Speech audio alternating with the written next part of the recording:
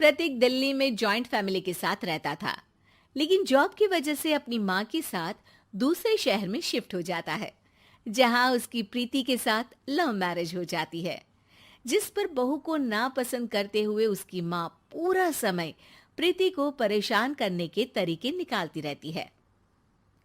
प्रीति, कहाँ हो? सुबह का नाश्ता दोपहर में खिलाओगी क्या? इसमें प्रीति और प्रतीक ऑफिस जाने के लिए तैयार हुए कमरे से बाहर आते हैं, जिसे देख सास प्रीति पर भड़कने लगती है। महारानी, तुम सुबह सुबह तैयार होकर घर का सारा काम छोड़कर कहाँ चल दी? जी वो ऑफिस। हैं?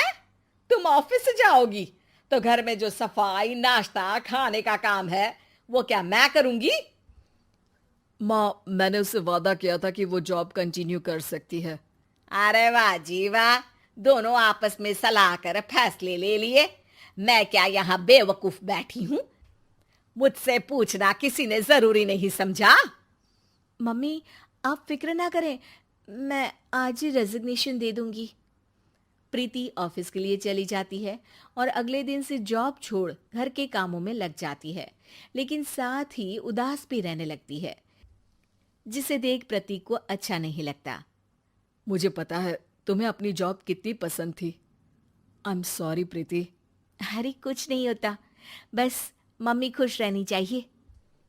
अब प्रीति अपनी सास को खुश करने और उनका दिल जीतने की जी तोड़ कोशिश करती रहती है, पर सास कभी उससे सीधे मुंह बात तक नहीं करती।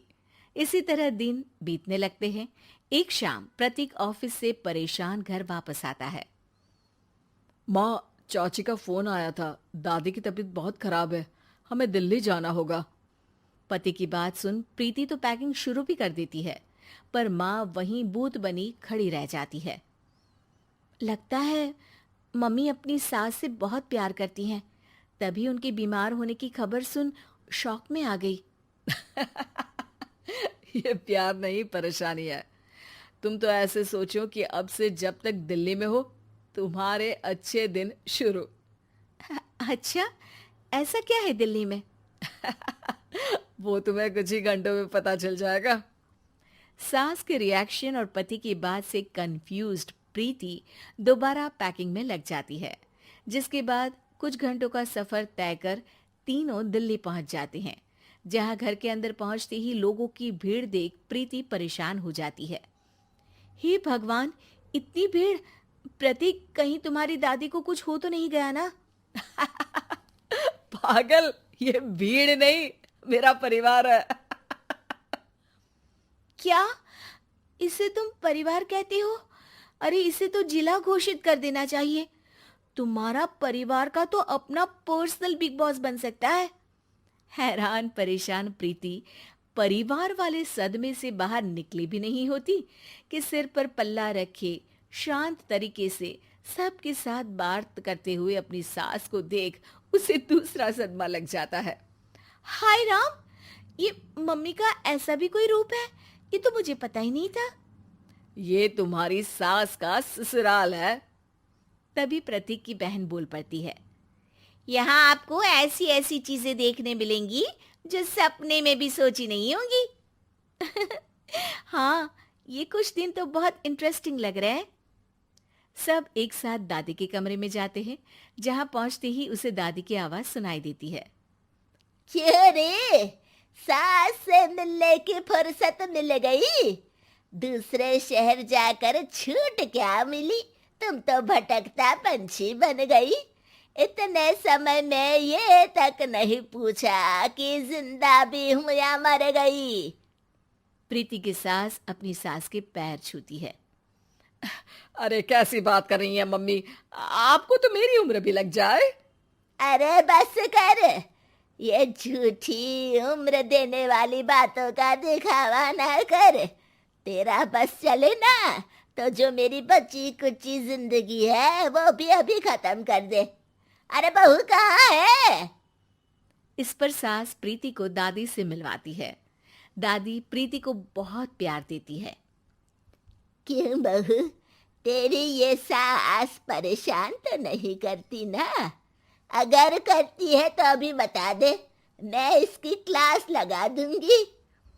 अरे कैसी बात कर रही है माँ जी, भला मैं क्यों किसी को परेशान करूंगी। प्रीति अपनी सास का ये रूप एंजॉय कर ही रही होती है कि तभी चाची वहां आकर प्रीति को अपने साथ ले जाती है। सास की क्लास लगते देख जो खुशी मिल रही थी वो तुम्हारे चेहरे से साफ पता चल रही थी, इसीलिए ले आई, क्योंकि अगर उन्हें पता चल जाता तो तुम्हारी खैर नहीं थी। थैंक यू चाची जी। चाची और प्रीति घर में झूले पर बैठी बात कर ही रही होती है कि उसकी सास भी वहां आ जाती है। मतलब यहाँ सारा काम मैं करूं और तुम बैठी हंसी ठिठोली करो। अरे चलो जाओ खाना बनाओ। सास प्रीति को डांटकर काम करने भेज देती है, जिसे दादी देख लेती है और एक बार फिर सासू माँ की क्लास लग जाती है, जिसे पूरा परिवार मजे से खड़ा होकर देखने लगता है। क्यों रे, मैंने तुझे काम बोला और तू उस बच्ची को परेशान कर रही है। सास की कोई इज्जत रह गई है इस घर में या नहीं? यहाँ खुद की सास होते हुए भी ज्यादा बड़ी बन रही है। अब नहीं मम्मी जी, मैं तो बस थोड़ी मदद के लिए बोल रही थी। सास रसोई में जाकर काम करने लगती है और दादी प्रीति को लेकर वहां से चली जाती हैं। इसी तरह एक हफ्ता बीत जाता है, जिसमें दादी अपनी बहू को डर, इज्जत और प्यार का फर्क समझाती रहती है और प्रीति उसका मजा लेती है। वापस जाते हुए दादी प्रीति और उसकी सास दोनों को अपने पास बुलाती है। मेरी बहू जिद्दी और अड़ियल है, इसलिए उससे हमेशा सही काम करवाने के लिए मुझे सख्ती करनी पड़ती है। लेकिन तुम्हारी बहू अच्छी है, तेरी खुशी के लिए वो अपनी जॉब और सपने भी छोड़कर घर में बैठी है। अपनी बहू के साथ प्यार से रहो। और प्रीति, अगर अभी भी तुम्हारी सास परेशान करे ना, तो फिर तुम्हें पता चल ही गया है कि शिकायत कहाँ करनी है। जी, अपनी सास की ससुराल में उनकी सासू माँ के पास।